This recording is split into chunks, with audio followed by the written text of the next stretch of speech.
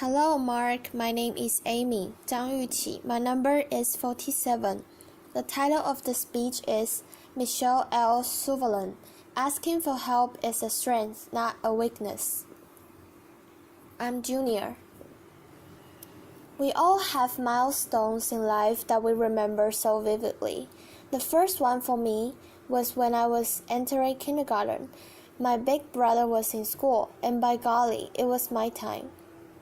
And I went trotting down that hallway. I was so excited, I almost wet myself. And I go to the door, and there was the teacher with a warm welcome, and she took me into the classroom, showed me my little chubby hole. We all remember those little chubby holes, don't we? And we put our stuff there, and then she said, "Go over to the circle and play with the kids until class starts." So I went over there and plopped down like I owned the place, and I'm playing, and all of a sudden the boy next to me, he was wearing a white shirt with blue shorts. I remember it like it was yesterday. Suddenly he stopped playing and he said, "Why are you so short?" And I just kept playing. I didn't think he was talking to me. Laughter. And in a louder voice he said, "Hey, why are you so short?" So I looked up and I said, "What are you talking about? Let's just play. We're happy. I've been waiting for this." And so we played, and about a minute later, the girl next to him, in a white shirt and a pink skirt, stood up, put her hands on her hips, and she said, "Yeah, why do you look so different?" And I went, "What are you talking about? I don't look different. I'm not short again. Let's just play." About this time, I looked all around the circle I was in, and all the kids had stopped playing and they were all looking at me. And I'm thinking, in today's language, it would be OMG or WTF. Laughter. What just happened? So all the confidence that I went in with that morning was withering away as the morning went on and the questions kept coming. And at the end of the morning, before I went home, the teacher had us in a circle, and I actually found myself outside the circle. I couldn't look at anybody. I could not understand what just happened. And over the next few years, I hated to go out in public. I felt every stare, every giggle, every pointed finger, not the finger, but every pointed finger, and I hated it. I would hide behind my parents' leg like nobody could see me, and as a child, you can't understand another child's curiosity, nor an adult's ignorance. It became very apparent to me that the real world was not built for someone of my size, both literally and figuratively. And so I have no anonymity. As you can probably tell, and while you can see my size, we all go through many challenges through our lifetime, and some of you can see like mine. Most you can't. You can't tell if someone's dealing with a mental illness or they're struggling with their gender identity. They're caring for an aging parent. They're having financial difficulties. You can't see that kind of stuff. So, while you can see one of my challenges is my size, seeing does not mean you understand what it's truly to be me on a daily basis, or what I go through. And so I'm here to debunk a myth.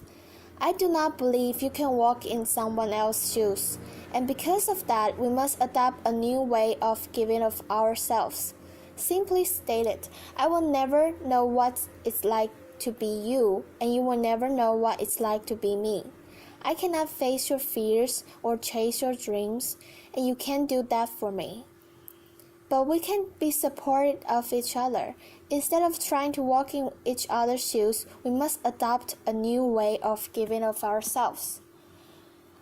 I learned at an early age that I did have to do some things different than most people, but I also learned that there were things I was on equal footing with. And one of those was the classroom. Hey, I was equal. As a matter of fact, I excelled in the classroom. This was vitally important. I discovered as I grew older and realized I wasn't going to be able to do a physical job. I needed an education. So I went on and got a university degree. But I felt to be one step ahead of everyone for employment.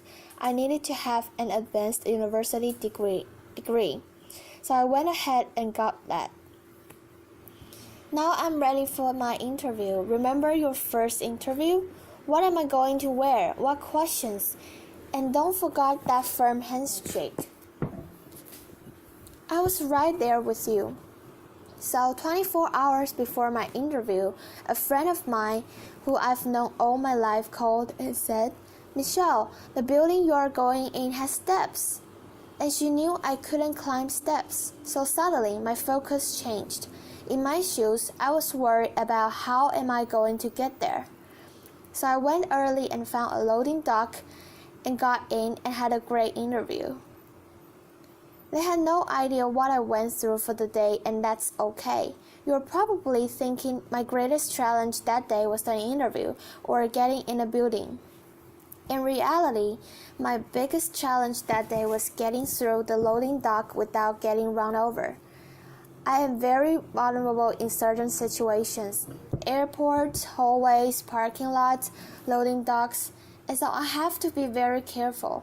I have to anticipate and be flexible and move as quickly as I can sometimes.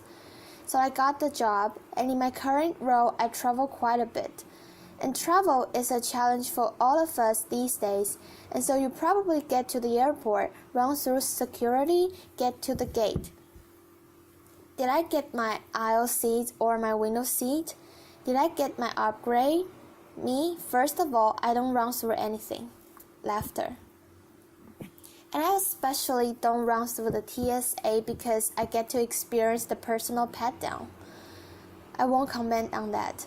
And then I make my way to the gate, and with my gift of gab that my parents said I was born with, I talked to the gate agent, and then I said, "By the way, my scooter weighs this much. I have a dry cell battery, and I can drive it down to the door of the plane."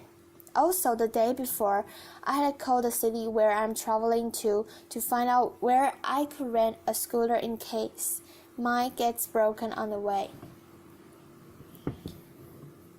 So in my shoes, it's a little bit different. When I get onto the plane, I use my gift of gab to ask the lady to pick my bag up, and they graciously do. I try not to eat or drink on a plane because I don't want to have to get up and walk on the plane, but nature has its own schedule, and not long ago it knocked and I answered. So I walked up to the front of the plane and gabbed with the flight attendant and said, "Can you watch the door? I can't reach the lock." So I'm in there doing my business, and the door flies open, and there's a gentleman there with a look of horror on his face. I'm sure I have the same look.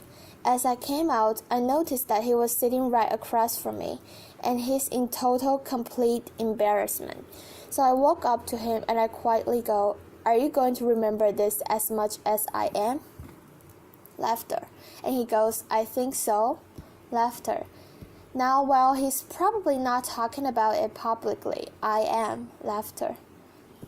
But we talked for the rest of the flight, and we got to know each other, our families, sports, work, and when we landed, he said, "Michelle, I noticed someone put your bag up. Can I get that for you?" And I said, "Of course, thank you."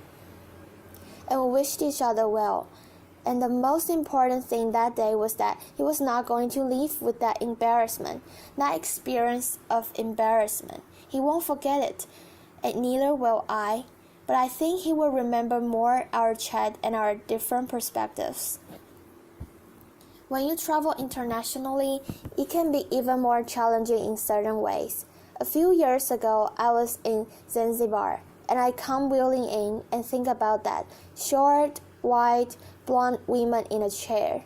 That doesn't probably happen every day. So I got up, and with my gift of gab, I started to talk to the agent. So friendly, and I asked about their culture and so forth, and I noticed there wasn't a jet bridge.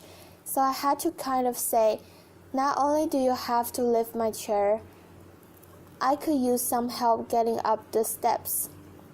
So we got to spend about an hour together while we waited for the flight, and it was the most magnificent hour. Our perspective changed for both of us that day, and once I got on the flight, he patted me on my back and wished me well, and I thanked him so much. And again, I think he's going to remember that experience more than when I first came in. And there was a bit of hesitation. And as you notice, I get a lot of help. I would not be where I am today if it was not for my family, my friends, my colleagues, and the many strangers that help me every single day of my life. And it's important that we all have a support system. Asking for help is a strength, not a weakness. Applause. We all need help throughout our lifetime, but it is just as important that we are part of other people's support systems. We must adopt the way of giving back. We all obviously have a role to play in our own successes, but think about the role we have to play in other people's successes, just like people do for me every single day.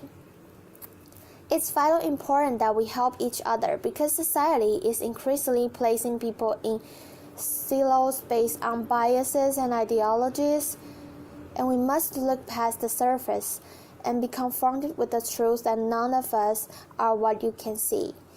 There's more to us than that, and we are all dealing with things that you cannot see. So living a life free of judgment allows all of us to share those experiences together and have a totally different perspective, just like the couple of people I mentioned earlier in my stories. So remember, the only shoes you can truly walk in are your own. I cannot walk in yours. I know you cannot walk in my size once. Laughter. But you can try. But we can do something better than that.